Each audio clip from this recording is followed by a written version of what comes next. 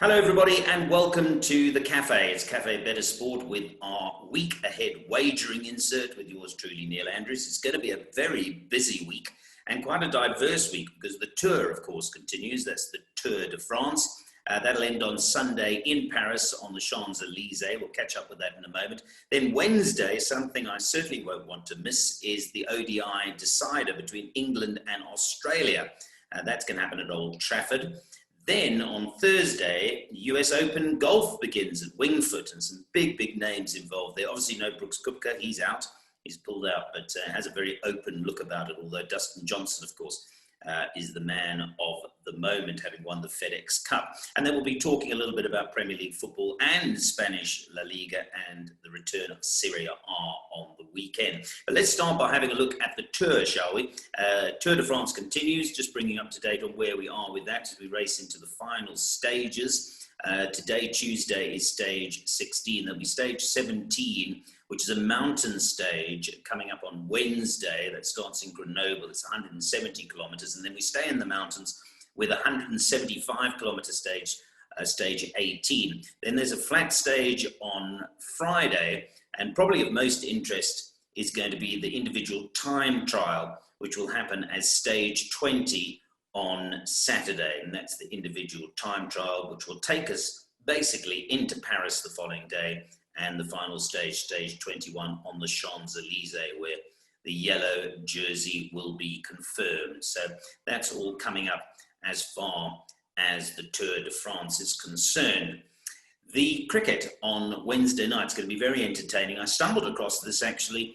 I hadn't been watching the series, but it was very entertaining with Australia throwing it away. They looked dead and buried, did England, but they came back to win the second ODI and take it to a third. It's going to happen in Old Trafford, Manchester, on Wednesday, and looking forward to that because there's never much love lost between England and Australian cricket.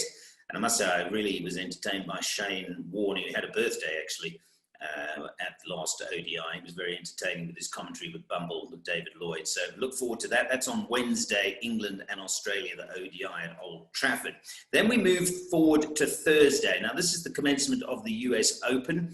Remember that all of the majors have been jumbled around this season. Sadly, we've lost the Open, but we have already had the PGA. Now we look forward to the US Open, which is going to be at Wingfoot. Some huge names. I mentioned DJ is the inform man. As far as we're concerned, OG Malefe is the informed man because he tipped us DJ to win the Tour Championship. And early on in the season, he tipped Colin Morikawa. In fact, every time he's mentioned a golfer, they've played rather well. But there's some huge names playing. Some folks have been really in good form post-lockdown. John Rahm, Daniel Berger, DJ, obviously. But there's some perhaps waiting in the wings who haven't played well and are overdue to do so. Tony Finau, Bryson DeChambeau, Rory McIlroy, perhaps some of those. Justin Thomas is likely to be there. I've got a candle in the window for two players. Xander Schauffele, who must start producing because he's been a bit expensive to follow. But I think Xander Schauffele could have a couple of good rounds and hopefully four of them at the US Open. And then my play is going to be Webb Simpson. I fancy Webb Simpson. I think his game is set up perfectly for US Opens and at Wingfoot. So for me, an each-way selection. But we will be talking to OG Malefe during the course of the week. So that's Thursday. Then just, obviously it's Thursday, Friday, Saturday will complete on Sunday, which is, I think from memory, well, it would normally be Father's Day. But obviously this year, with the shuffling around of the US Open, it's certainly not going to be Father's Day on Sunday. It'll be somebody's day, hopefully Webb Simpson's. Just looking forward to rugby on Friday. There is some nice rugby, the European rugby that we're going to have a look at. I want to quickly tell you about that because these are the European Rugby Championship Cups, playoffs, and some important matches there. Claremont at home against Racing. Exeter Chiefs take on Northampton Saints. For me, the pick of them is Leinster and Saracens. Lots of interest there.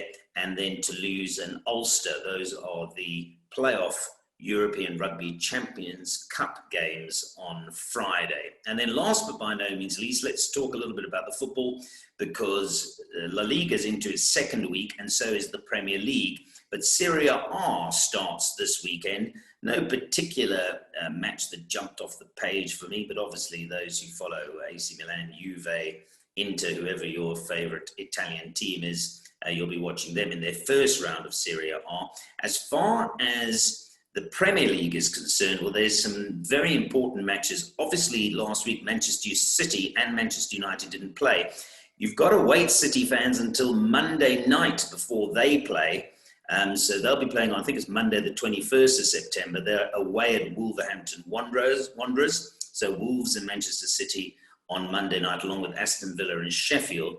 But the pick for me is the Sunday game. And you don't want to miss this because Chelsea are at home at Stamford Bridge against Liverpool. And that's going to be a really good game. I think lots of goals expected in that. Frank Lampard and Jurgen Klopp will go head-to-head. Earlier on Sunday, two rather poor sides, if you don't mind me saying so. And this is from the honorary president of Southampton himself, Terry Payne. Spoke to him earlier today. I don't know who was crying, him or me, being a long-time Spurs sufferer after a disappointing home defeat to Everton. Those two meet Southampton and Tottenham early on the Sunday. Newcastle are at home against Brighton and Leicester are at home against Burnley in the late kickoff. All of those Sunday games, but the Chelsea-Liverpool game is going to be an absolute thriller.